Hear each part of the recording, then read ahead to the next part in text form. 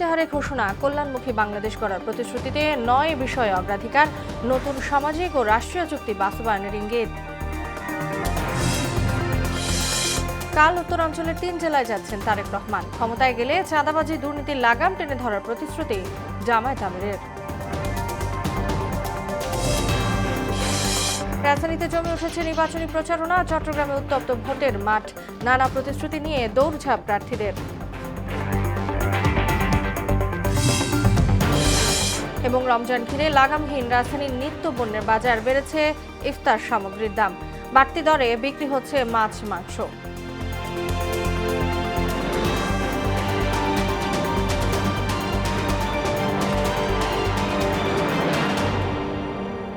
আসসালামু আলাইকুম, স্বাগত মোহনা সংবাদে। এতক্ষণ শুনছিলেন শিরোনাম, পুরো সংবাদের সঙ্গে আছি তাসনুবা বিনতে তাহের। কল্যাণমুখী সমৃদ্ধ বাংলাদেশ গড়ার প্রতিশ্রুতিতে ৯ বিষয়ে অগ্রাধিকার দিয়ে ইশতেহার ঘোষণা করেছে বিএনপি।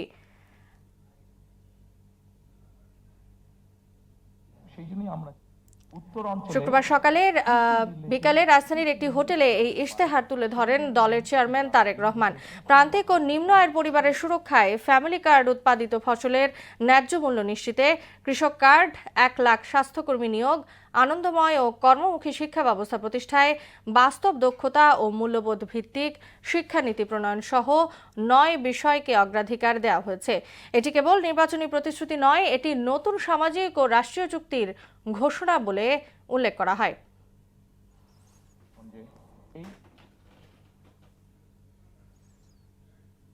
দর্শক, ইশতেহার ঘোষণা করেছে বিএনপি, আমরা সরাসরি চলে যাচ্ছি সেখানে। বিভিন্ন পণ্য হচ্ছে, সেগুলোকে কিভাবে বাই প্রোডাক্ট করা যেতে পারে। প্রচুর আমাদের আলুর প্রোডাকশন হয়, আলুর বাই প্রোডাক্ট কি হতে পারে, সেই ধরনের ইন্ডাস্ট্রিগুলোকে গ্রো করতে সহযোগিতা করা। গ্রো করার মাধ্যমে একদিকে যেরকম ইনভেস্ট হবে, ঠিক একইভাবে প্রচুর কর্মসংস্থানের ব্যবস্থা হবে। এরপরে আমাদের যে হাওড় বাওড় আছে, এরপরে যেটি স্লাইড, সেটিতে আমি যাওয়ার অনুরোধ করবো। আমাদের দেশের বিভিন্ন জায়গায় বিভিন্ন হাওড় বাওড়ের কারণে বিভিন্ন প্রাকৃতিক দুর্যোগ বা বন্যা হয়ে থাকে। এই প্রাকৃতিক দুর্যোগ এবং বন্যাকে নিয়ন্ত্রণ করার জন্য অবশ্যই আমাদের টেকসই বাঁধ দরকার এবং ব্লু ইকোনমি, এটির মাধ্যমে আমাদের হাওড় বাওড় জায়গাগুলো আবার দেখতে অনেক সুন্দর। দেখতে যেহেতু সুন্দর এইগুলো, সেই জন্য এইগুলোর মাধ্যমে আমরা এগুলোকে প্রোটেক্ট করার মাধ্যমে আমরা উপকূল উন্নয়ন বোর্ড গঠনের একটি পরিকল্পনা আমাদের আছে। এই উপকূল উন্নয়ন বোর্ড গঠনের মাধ্যমে আমরা ব্লু ইকোনমি এবং পর্যটনকেও এখানে এনকারেজ করতে চাই। এরপরে আপনাদেরকে আমি অনুরোধ করব যে নগরায়ণ ও আবাসন এবং নিরাপদ টেকসই ঢাকা বিনির্মাণ। সম্মানিত উপস্থিতিবৃন্দ, ঢাকা পৃথিবীর যে কোনো দেশের রাজধানী থেকে অত্যন্ত পপুলেট একটি জায়গা। এখন কেন মানুষ ঢাকায় আসছে? ঢাকায় মানুষ এসে বসবাস করছে অনেকগুলো কারণে। সন্তানের চিকিৎসা, বাবা মায়ের চিকিৎসা, সন্তানের লেখাপড়া, জব সিকিউরিটি, এনভায়রনমেন্ট, সবকিছু মিলিয়ে মানুষ ঢাকাতে কিছুটা বেটার ফিল করে। কিন্তু আমরা যদি এই ফ্যাসিলিটিগুলো যদি আমরা বিভিন্ন জায়গায় আমরা তৈরি করতে পারি, ঢাকার আউটস্কার্টে যদি আমরা যেই ডিস্ট্রিক্টগুলো আছে সেখানে যদি তৈরি করতে পারি এবং সেখানে যদি খরচ কম হয় একজন মানুষের থাকার, সেখানে যদি ভালো স্কুল থাকে, সেখানে যদি ভালো ট্রিটমেন্টের ব্যবস্থা থাকে, সেখানকার পরিবেশটা যদি সিকিউর হয়, তাহলে আমরা মনে করি যে মানুষ সেখানেই থাকবে। হ্যাঁ, এখানে একটি বিষয় আছে, সেখানে থাকবে কিন্তু কাজ করবে কোথায়? কাজ সে ঢাকাই করতে পারে। একটু আগে আপনাদেরকে আমি বলেছি যে আমরা চাই রেল লাইনটাকে ডেভেলপ করার জন্য আমাদের পাবলিক ট্রান্সপোর্টটা। এখন এই মুহূর্তে ঢাকা থেকে চট্টগ্রাম যে রেলগাড়িটা আসে, সেটার গতি 35 থেকে ম্যাক্সিমাম 40 মাইল। কিন্তু এটাকে যদি ঘন্টায় আমরা রেল লাইন যেটা আছে সেটাকে আমরা সঠিকভাবে তৈরি করে এটাকে যদি ঘন্টায় আমরা 80 মাইলে নিয়ে আসতে পারি বা 100 মাইলের কাছাকাছি নিয়ে আসতে পারি, তাহলে কিন্তু চট্টগ্রাম থেকে ঢাকায় আসতে আপনার 2-2.5 ঘন্টার বেশি লাগার কথা না। এবং 2-2.5 ঘন্টা যদি লাগে, তাহলে সময় লাগে, তাহলে যে কোনো মানুষ সেখান থেকে এসে ব্যবসা বাণিজ্য বা যেই কাজটা সেরে আবার একদিনে ফিরে যেতে পারবে। ঠিক এইভাবে আমরা যদি ঢাকার আশেপাশের সিটিগুলোতে আমরা স্যাটেলাইট টাউন গড়ে তুলতে পারি এবং সেখানকার সাথে যদি রেল কমিউনিকেশন আমরা তৈরি করতে পারি এবং মোটামুটি 1 ঘন্টা 45 মিনিটের মধ্যে মানুষ আসা এবং যাওয়া যদি করতে পারে, তাহলে আমরা ধারণা করছি যে বহু মানুষ তখন ঢাকা শহরে আর থাকবেন না। যেই ফ্যাসিলিটি ঢাকা শহরে আছে সেগুলো আমরা ওখানে দিতে পারবো এবং তার যেহেতু যাওয়া আসার জন্য ইজি হবে, তখন সেই মানুষগুলো তারা ওখানেই থাকবেন। শুধু যার কর্মস্থল ঢাকায় সে শুধু আসবেন, এসে কাজ শেষ করে আবার চলে যাবেন। পৃথিবীর অনেক উন্নত দেশগুলোতে এভাবে মানুষ করে থাকে। যদি তারা করতে পারে তাহলে আমরা এখন করতে পারবো না। এটি আমাদের একটা চিন্তা ভাবনা আছে। এরপরে সম্মানিত উপস্থিতিবৃন্দ, আমি আপনাদেরকে অনুরোধ করবো, দর্শক, যুক্ত হয়েছিলাম আমরা হোটেল সোনারগাঁয়ে বিএনপির জনসভায়। 8 ফেব্রুয়ারি ঢাকার নির্বাচনী সমাবেশ বাতিল করেছে বিএনপি। এর পরিবর্তে 8 ও 9 ফেব্রুয়ারি ঢাকা মহানগর উত্তর ও দক্ষিণের বিভিন্ন প্রান্তে নির্বাচনী সভায় বক্তব্য দেবেন তারেক রহমান। সকালে রাজধানী নয়াপল্টনে বিএনপির কেন্দ্রীয় কার্যালয়ে একথা জানান দলের সিনিয়র যুগ্ম মহাসচিব রুহুল কবির রিজভী। এ সময় জাকসুর নবনির্বাচিত ভিপি আব্দুর রশিদ জিতু বিএনপিতে ও কেন্দ্রীয় হল সংসদের বিভিন্ন পর্যায়ে নির্বাচিত ছাত্র নেতারা ছাত্র দলে যোগ দেন। এ প্রসঙ্গে রিজভী বলেন, দেশের স্বাধীনতা ও সার্বভৌমত্ব রক্ষায় বিএনপির অবদানে অনুপ্রাণিত হয়েই তরুণ এসব নেতৃত্ব বিএনপির ছায়াতলে এসেছে। দল এবং জাতীয়তাবাদী শক্তি আজকে সেই প্ল্যাটফর্মে, সেই মঞ্চে আজকে যোগ দিয়েছেন আব্দুর রশিদ জিতু এবং তার সহকর্মী। আমি প্রাণ ঢালা অভিনন্দন জানাই তাদেরকে। 8 তারিখের সমাবেশের জনসভার কর্মসূচি আমরা বাতিল করেছি। সেই জায়গায় বিভিন্ন উত্তর এবং দক্ষিণের বিভিন্ন স্পটে আমাদের চেয়ারম্যান মহোদয় তিনি হয়তো 8-9 তারিখে তিনি সেখানে বক্তব্য রাখবেন। বিএনপি চেয়ারম্যান তারেক রহমান আগামীকাল উত্তরাঞ্চলের 3 জেলায় যাচ্ছেন। দীর্ঘ 23 বছর পর ঠাকুরগাঁওয়ে যাচ্ছেন তিনি। দলের মহাসচিব মির্জা ফখরুল ইসলাম আলমগীরের নির্বাচনী এলাকায় করবেন সফরের প্রথম জনসভা। এ লক্ষ্যে প্রস্তুত হচ্ছে ঠাকুরগাঁও বালক উচ্চ বিদ্যালয়ের মাঠ। সেখান থেকে নীলফামারীতে জনসভায় যোগ দেবেন বিএনপির চেয়ারম্যান।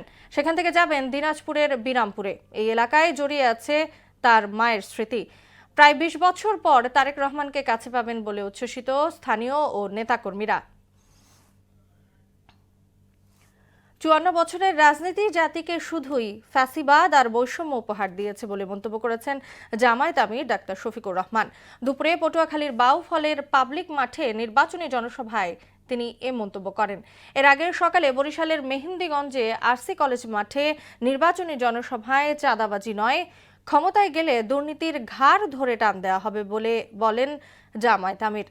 প্রতিনিধিদের তথ্যে জানাচ্ছেন মাহমুদ আক্তার। দুপুরে পটুয়াখালীর বাউফলের পাবলিক মাঠে নির্বাচনী জনসভায় 13 তারিখ বাংলাদেশের নতুন সূর্য উদিত হবে জানিয়ে ডক্টর শফিকুর রহমান বলেন, জামাত ক্ষমতায় গেলে সব ধরনের অপকর্ম বন্ধ হবে। 13 তারিখে সূর্য উদিত হবে নতুন বাংলাদেশকে পিঠে নিয়ে ইনশাআল্লাহ। সেই বাংলাদেশে মহান রব্বুল ইজ্জত যদি আমাদেরকে সুযোগ দেন, তাহলে যে সমস্ত ত্রুটি এবং দুর্বলতার কথাই মাত্র বললাম, আমাদের প্রত্যেকের 2 হাতের 10 আঙ্গুলের থেকে পরিচ্ছন্ন থাকবে ইনশাআল্লাহ। চাঁদাবাজি আমরা করি না, চাঁদাবাজি আমরা কাউকে করতেও দেব না। সকালে বরিশালের মেহেন্দিগঞ্জে পাতারহাট আরসি কলেজ মাঠে নির্বাচনী জনসভায় জামাত আমির বলেন, ক্ষমতায় গেলে জামাত নিজেরা চাঁদাবাজি করবে না এবং কাউকে চাঁদাবাজি করতে দেবে না, বরং দুর্নীতির বিরুদ্ধে কঠোর অবস্থান নিয়ে দুর্নীতির ঘাট ধরে টান দেওয়া হবে। একজন সাধারণ মানুষের বিচার হয়ে শাস্তি হবে। একই অপরাধ রাষ্ট্রপতি প্রধানমন্ত্রী করলেও তাদেরকে ছাড় দিয়ে কথা বলা হবে না, একই বিচারের আওতায় আনা হবে ইনশাআল্লাহ। দুর্নীতির জড় আমরা কেটে দিতে চাই। আমরা দুর্নীতির পাতা আর ডাল ধরে টান দেব না, আমরা দুর্নীতির ঘাড় ধরে টান দেব ইনশাআল্লাহ। জামায়াতে ইসলামীর কাছে দলীয় বিজয়ের চেয়ে জনগণের বিজয়ই মুখ্য। বৈষম্যহীন রাষ্ট্র গঠনে রাষ্ট্রপতি থেকে সাধারণ মানুষ পর্যন্ত সবাই আইনের চোখে সমান থাকবে বলেও জানান তিনি। আমরা কোনো দল, গোষ্ঠী, পরিবারতান্ত্রিক বিজয় আর আমরা দেখতে চাই না, শাসনও আমরা দেখতে চাই না। আমাদের দেশবাসী মুখিয়ে আছে নতুন বাংলাদেশ, নতুন ব্যবস্থাপনা দেখার জন্য। মাহমুদ আক্তার, মোহনা সংবাদ। সেখান থেকে ঝালকাঠি ও পিরোজপুরে জনসভা শেষে ফরিদপুরে জনসভায় অংশ নেবেন জামায়াত আমির। সেখানকার সবশেষ খবর জানাতে আমাদের সঙ্গে যুক্ত হচ্ছেন সহকর্মী আশিস পোদ্দার বিমান। আশিস, জামায়াত আমিরের সমাবেশ ঘিরে সবশেষ তথ্য আমাদেরকে জানাবেন।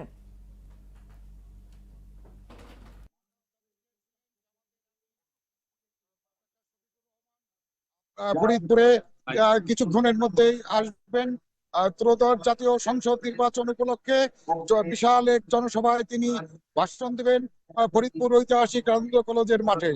আর কিছুক্ষণের মধ্যেই তিনি এই সমাবেশ স্থলে এসে উপস্থিত হবেন। ইতিমধ্যেই বিভিন্ন জায়গা থেকে নেতা কর্মীরা খন্ড খন্ড মিছিল লেগে সমাবেশ স্থলে উপস্থিত হচ্ছেন এবং আর কিছুক্ষণ পরেই আমরা সেই মাহেন্দ্রক্ষণ যার জন্য অপেক্ষায় আছেন ডাক্তার শফিকুর রহমানের জন্য নেতা কর্মীরা সেই সকাল থেকে অপেক্ষা করে আছেন। আর কি আয়োজক কমিটি আমাদের জানিয়েছেন আর কিছুক্ষণের মধ্যেই তিনি আমাদের এই জায়গায় আসবেন এবং আইন শৃঙ্খলা পরিস্থিতি সাথে আমার কথা হয়েছে, তারা বলেছেন আইন শৃঙ্খলা পরিস্থিতি সম্পূর্ণ ঠিক আছে এবং যথারীতি এই জনসভা সম্পন্ন হবে।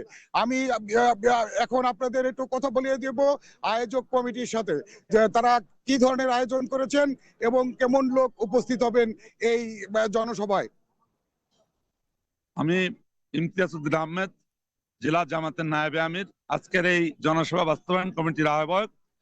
আমরা আজকে সর্বাত্মক চেষ্টা করে অক্লান্ত পরিশ্রম করে আয়োজক কমিটি সহ আমাদের সকল বিভাগ অক্লান্ত পরিশ্রমের মাধ্যমে সকলের সহযোগিতায়, সাংবাদিক ভাইদের সহযোগিতায়, পুলিশ ভাইদের সহযোগিতায়, নিরাপত্তা বাহিনীর সহযোগিতায় আমাদের সফল আয়োজন আজকে সংদিগ্ধ উপস্থিত হয়েছে। আমাদের মহতারাম আমিরে জামাত মানবতার বন্ধু ডক্টর শফিকুর রহমান আমাদের নির্দিষ্ট সময় মাগরিবের পরেই মঞ্চে আরোহণ করবেন, তিনি তার গুরুত্বপূর্ণ ভাষণ প্রদান করবেন। আমাদের আশা মানুষের এই ছিল আমার কাছে ফরিদপুর রাজেন্দ্র কলেজের মাঠ থেকে জামাতে ইসলামের নির্বাচনী জনসভার সর্বশেষ। আশিস, আপনাকে ধন্যবাদ। নির্বাচন ঘিরে রাজধানীতে প্রচারণা জমে উঠেছে। ঢাকা 16 আসনের প্রার্থী আমিনুল হক অভিযোগ করে বলেন, ফ্যামিলি কার্ড নিয়ে একটি মহল নানা অপপ্রচার চালাচ্ছে। ভোট কিনতে জামায়াত ভোটারদের অর্থ দিচ্ছে বলেও অভিযোগ করেন তিনি। এদিকে দলটির চেয়ারপারসনের উপদেষ্টা সৈয়দ মোজাম্মেল হোসেন আলাল বলেন, বিএনপি সবসময়ই মানুষের কল্যাণে কাজ করে যাচ্ছে। শুক্রবার সকালে রাজধানীতে আলাদা নির্বাচনী প্রচারণায় তারা এসব কথা বলেন। তানজিদ ভুঁইয়ার প্রতিবেদন।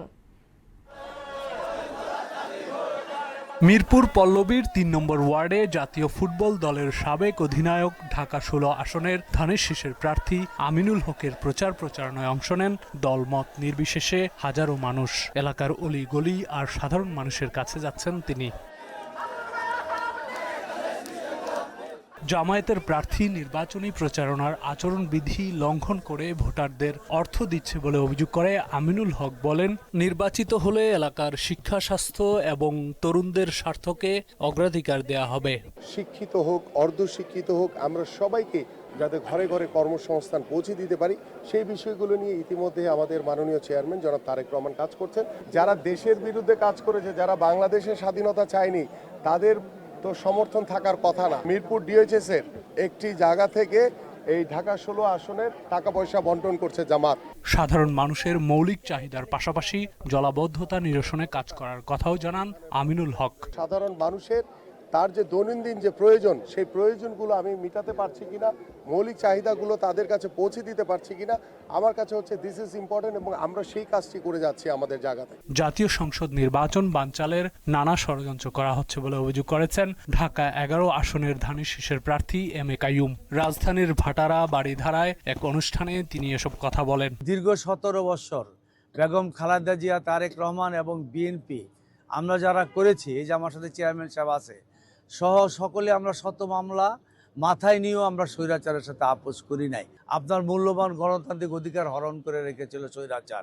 এই মূল্যবান ভোটটা আপনার নষ্ট না করে ভোট দিতে আসেন এবং ধানের শীষের পক্ষে দেন। এদিকে সকালে তারেক রহমানের নির্বাচনী আসন ঢাকা 17-র বনানী কাঁচাবাজার এলাকায় প্রচারণায় অংশ নেন দলটির চেয়ারপারসনের উপদেষ্টা সৈয়দ মোয়াজ্জেম হোসেন আলাল। বিএনপি সবসময় মানুষের কল্যাণে কাজ করে যাচ্ছে বলে মন্তব্য করেন তিনি। বিএনপি এবং জনগণ, বাংলাদেশের মানচিত্র এবং বিএনপি সব মিলেমিশে কিন্তু একাকার। ধানের শীষ হচ্ছে এমন একটি প্রতীক, যে প্রতীকটা আল্লাহ রাব্বুল আলামিন ছাড়া আর কারো তৈরি করার ক্ষমতা নাই। এ সময় ঢাকা 17 আসনের জনগণকে ধানের শীষের পক্ষে থাকার আহ্বান জানান তিনি। মানুষের অধিকার, জনপ্রত্যাশা এবং বিশেষ করে তরুণ যুবকদের আকাঙ্ক্ষা, এটা পূরণে জাতি তাকিয়ে আছে জনাব তারেক রহমানের নেতৃত্বের দিকে।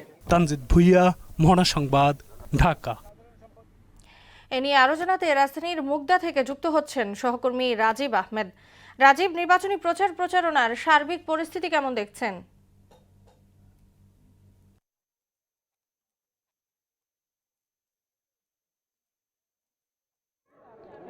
তাসনুবা, আপনি জানেন 12 তারিখ আসন্ন ত্রয়োদশ জাতীয় সংসদ নির্বাচন 12 তারিখ অনুষ্ঠিত হবে। নির্বাচন ঘিরে প্রার্থীদের ব্যাপক প্রচারণা, শহর থেকে বন্দর, গ্রাম থেকে গঞ্জ, সর্বত্রই নির্বাচনী হাওয়া বইছে। পিছিয়ে নেই কেউ, সবাই যার যার মতো নির্বাচনের প্রচারণা চালাচ্ছেন, দিচ্ছেন নানা প্রতিশ্রুতি, ঘুরছেন তাদের দ্বারে দ্বারে। আমরা দাঁড়িয়ে আছি ঢাকা মুগদা সবুজবাগ মুগদা খিলগাঁও এই আসনটিতে। এটি ঢাকা 9 নম্বর আসন। এই আসনে স্বতন্ত্র প্রার্থী হিসেবে নির্বাচন করছেন ডক্টর তাসনিম জারা। এছাড়াও এই আসনে 12 জন প্রতিদ্বন্দ্বী নির্বাচন করবেন সংসদ সদস্য হিসেবে। আর এই আপনাকে জানিয়ে রাখি, এই আসনে মোট প্রায় 5 লক্ষ ভোটার আছে এবং এই ভোটারদের বিপরীতে 12 জন সংসদ সদস্য নির্বাচন করবেন এই আসন থেকে। এই আসনের জনসাধারণের সঙ্গে কথা বলেছি, তারা বিভিন্ন সমস্যার কথা আমাদের জানিয়েছেন এবং প্রার্থীরা বিভিন্ন প্রতিশ্রুতি দিচ্ছেন তাদের। এখানে পর্যাপ্ত রাস্তাঘাটের সুবিধা নেই এবং এবং এবং বিভিন্ন সমস্যা রয়েছে। আমাদের সঙ্গে আছেন তাসনিম জারা, তার সঙ্গে জানতে চাইবো নির্বাচনে কেমন সাড়া পাচ্ছেন। অভূতপূর্ব সাড়া পাচ্ছি। আসলে যেখানেই যাচ্ছি এত মানুষ এসে শুভকামনা দিচ্ছেন, ভালোবাসা জানাচ্ছেন, এটা ভাষায় প্রকাশ করার মতো না। এই যে এখানে 3, 4, 5 তলা ছাদে আন্টিরা দাঁড়ায় আছেন, আঙ্কেলরা দাঁড়ায় আছেন, দূর থেকে এসে শুভকামনা জানাই যাচ্ছেন, দোয়া জানাই যাচ্ছেন, এটা ভাষায় প্রকাশ করার মতো না। আমরা এইটা দেখছি যে আসলে নতুন রাজনীতির প্রতি যে মানুষ মুখিয়ে আছেন সেটার প্রতিফলন হিসেবে সবার কাছে আহ্বান থাকবে 12 তারিখ গণভোটে হ্যাঁ দিতে, ঢাকা 9বাসীর কাছে ফুটবল মার্কায় ভোট দিতে। এখানে কোনো প্রতিবন্ধকতা পাচ্ছেন কি নির্বাচন প্রচারণার ক্ষেত্রে? আমরা আমাদের প্রচারণা চালিয়ে যাচ্ছি। ওকে, ধন্যবাদ। শুনছিলেন তাসনিম জারার কথা। নতুন রাজনীতির পক্ষে মানুষকে আহ্বান জানিয়েছেন এবং পেশি শক্তির বাইরেও ভালো নির্বাচনের নজির স্থাপন করা যায় এমনটাই প্রত্যাশা করেছেন তাসনিম জারা। তাসনুবা। রাজীব, আপনাকে ধন্যবাদ। নির্বাচনের দিন যত ঘনিয়ে আসছে, চট্টগ্রামের রাজনীতির মাঠ ততই উত্তপ্ত হয়ে উঠছে। ত্রয়োদশ জাতীয় সংসদ নির্বাচন সামনে রেখে মহানগর থেকে গ্রাম পর্যন্ত প্রার্থীদের দ্বারে দ্বারে ছুটছেন বিএনপি জামায়াতের প্রার্থীরা। আফসানা নূরের প্রতিবেদন জানাচ্ছেন আফরিন পপি। ভোরের আলো ফোটার আগেই শুরু হয় প্রার্থীদের প্রচারণা। প্রার্থীদের দরজায় কড়া, হাসি মুখে শুভেচ্ছা, হাত মেলানো, কোলাকুলি। ভোট চাওয়ার সঙ্গে চলছে প্রতিশ্রুতির কথাও। রাস্তা, ড্রেন, পানি, কর্মসংস্থান সহ নানা দাবি জানাচ্ছেন প্রার্থীরা। মহানগর ও জেলার বিভিন্ন এলাকায় এভাবে প্রচারণা চালাচ্ছেন বিএনপির প্রার্থীরা। তাদের ভাষ্য, জনগণের অধিকার ও গণতন্ত্র পুনরুদ্ধারই তাদের অঙ্গীকার। নির্বাচনের মাধ্যমে তার প্রতিনিধি নির্বাচন করবে, সরকার নির্বাচন করবে, সেই সরকার সেই সংসদ জনগণের কাছে দায়বদ্ধ থাকবে। তো সেটা যারা বাধাগ্রস্ত করতে চায় তারা নিশ্চয় বাংলাদেশের বন্ধু হতে পারে না। ধানের শীষের যে ব্যাপক প্রচারণা আগে হয়েছে 31 দফার মাধ্যমে, বা আমাদের পরবর্তীতে যে 8টা দফা দেওয়া হয়েছে, যে 8টাকে প্রায়োরিটাইজ করা হবে, এগুলো নিয়ে মানুষের মধ্যে বেশ পজিটিভ একটা ধারণা আছে। সীতাকুণ্ডর এই অঞ্চলে চট্টগ্রাম 4 আসনের মানুষের প্রতিটি এলাকার কাজগুলো ইতিমধ্যে আমরা করা শুরু করেছি, পরিকল্পনার ভিতরে আমরা নিয়ে আসতেছি। বাংলাদেশের গণতান্ত্রিক প্রক্রিয়াকে সমন্বয় রাখার স্বার্থে আগামী নির্বাচনটা অবশ্যই সুষ্ঠু, নিরপেক্ষ এবং উৎসবমুখর পরিবেশ হওয়া উচিত বলে আমি মনে করি। মানুষ চারিদিকে মুখিয়ে আছে এই নির্বাচনের জন্য। মানুষ দারুণভাবে ব্যাকুল যে কখন তারা 12 তারিখে সকাল থেকে ভোট দেবে। আইন শৃঙ্খলা বাহিনী থেকে শুরু করে নির্বাচন কমিশন, যারা আছেন সংশ্লিষ্ট, তারা যেন এই বিষয়টিকে গুরুত্ব দেন, যেন এটি 2008, 14, 18, 24-এর মতো কোনো নির্বাচন না হয়।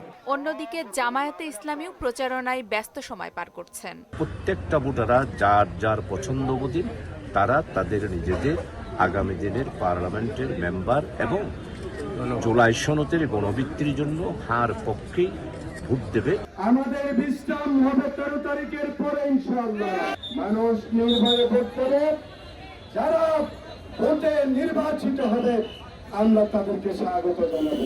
এখন বাংলাদেশের অন্তর্বর্তীকালীন সরকারের মাননীয় প্রধান উপদেষ্টা জাতির কাছে অঙ্গীকার করেছেন যে তিনি ইতিহাসের সবচেয়ে সেরা নির্বাচনটা উপহার দিতে চান। নির্বাচন কমিশনেরও সেরকম একই রকমের অঙ্গীকার আছে। আমরা তাদেরকে বিশ্বাস করতে চাই। শেষ পর্যন্ত সব হিসাব মিলবে একদিনেই, 12ই ফেব্রুয়ারি। ব্যালটের বাক্সই বলবে কার পক্ষে যাবে চট্টগ্রাম। আফরিন পপি, মোহনা সংবাদ। রমজান ঘিরে লাগামহীন রাজধানীর নিত্যপণ্যের বাজার বেড়েছে। ইফতারের অন্যতম অনুষঙ্গ খেজুরের দাম। বাড়তি দামে বিক্রি হচ্ছে সব ধরনের মাংস, মধ্যবিত্তের নাগালের বাইরে রুই পাঙ্গাসও। শীতের ভরা মৌসুমেও কমছে না সবজির দাম, লেবুর হালি শতকের ঘরে। বাজার ঘুরে আরো জানাচ্ছেন উর্শা ফেরদৌস। দেশে বছরে 90 থেকে 95 হাজার টন খেজুরের চাহিদার 70% সৃষ্টি হয় রমজান ঘিরে। এ মাসে পণ্যটির সরবরাহ ও বাজার মূল্য স্বাভাবিক রাখতে গত ডিসেম্বরেই আমদানি শুল্ক কমিয়ে দেয় সরকার, কিন্তু তার কোনো প্রভাব বাজারে দেখা যায়নি। খেজুরের দামটা বাড়ছে, এটা ইম্পোর্টাররা করছে ম্যাডাম। সরকার কমাইছে ঠিকই, যেমন শুনতে আছি, কিন্তু ইম্পোর্টাররা তো কমায় নাই।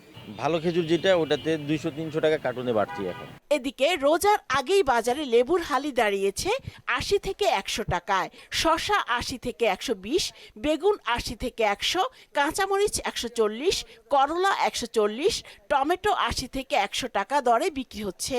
লেবু 100 টাকা হালি নিচ্ছে, যেটা গত পরশুদিনও আমি 60 টাকা হালি কিনেছি। রমজানকে সামনে রেখে সৌদি আরব বা মিডল ইস্টের দেশগুলা জিনিসপত্রের দাম কমায় দেয়। দুর্ভাগ্য আমাদের বাংলাদেশে প্রত্যেক রোজা আসলে সব জিনিসের নিত্য প্রয়োজনীয় দাম বেড়ে যায়। বেড়েছে সব ধরনের মাংসের দামও। ব্রয়লার মুরগি বিক্রি হচ্ছে কেজি প্রতি 190 থেকে 200, প্রকার ভেদে লেয়ার বিক্রি হচ্ছে 350 টাকা পর্যন্ত। গরুর মাংস 800 থেকে 850 টাকা, আর খাসি 1200 থেকে 1250 টাকা। বিগত মাসগুলোতে মাংসের যে দাম ছিল গরুর মাংস, এখন 850 নিচে ভালো মাংস পাওয়া যায় না। সবাই ধান্দা নিয়ে ব্যস্ত, এই বাজারের মধ্যে কোনো মনিটরিং নেই সরকারের। এদিকে বেড়েছে সব ধরনের মাছের দামও। অনেক মাছ কেজিতে 200 টাকা পর্যন্ত বেড়েছে। কেজিতে 50 থেকে 200 টাকা পর্যন্ত বেশি আছে অন্যান্য সময়ের তুলনায়। ইনফ্লেশন যদি হিসাব করে আমাদের 7.3 ইনফ্লেশন, নভেম্বর ডিসেম্বরটা 8.3 ইনফ্লেশন, কিন্তু মার্কেটে দেখেন এর চেয়ে বেশি ইনফ্লেশন কাজ করছে। আপনি 1000 টাকার মাছ যদি 200 টাকা বাড়ে। আবার রোজা ঘিরে ইফতারি উপকরণের দামও ঊর্ধ্বমুখী।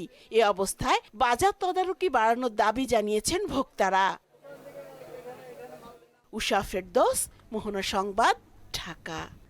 নবম জাতীয় বেতন কমিশনের প্রতিবেদনের আলোকে নবম পে স্কেলের গ্যাজেট প্রকাশ ও বাস্তবায়নের এক দফা দাবিতে শাহবাগে বিক্ষোভ করেছেন সরকারি কর্মচারীরা।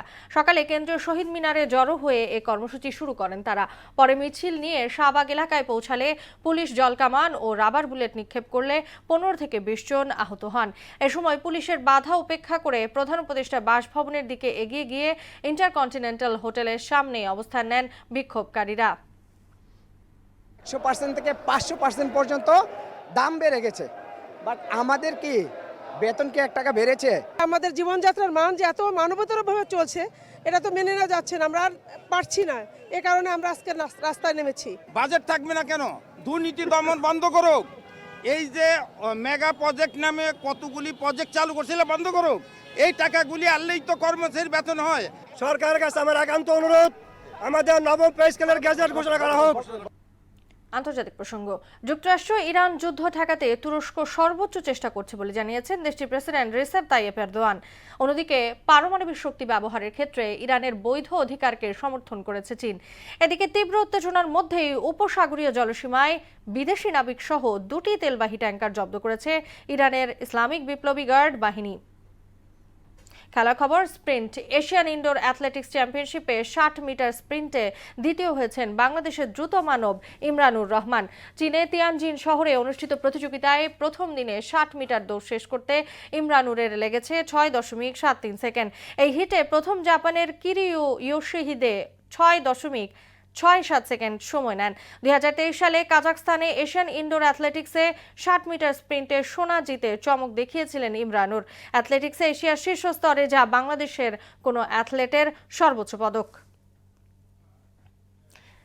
এই ছিল মোহনা সংবাদে। পরবর্তী সংবাদ রাত 9টায়। এর আগে সন্ধ্যা 7টায় দেখবেন সংবাদ এক নজরে। মোহনার সবশেষ খবর সবার আগে জানতে ভিজিট করুন www.mohana.tv। সংবাদ দেখতে পারেন ফেসবুক, ইউটিউবেও। এতক্ষণ সঙ্গে থাকার জন্য ধন্যবাদ সবাইকে।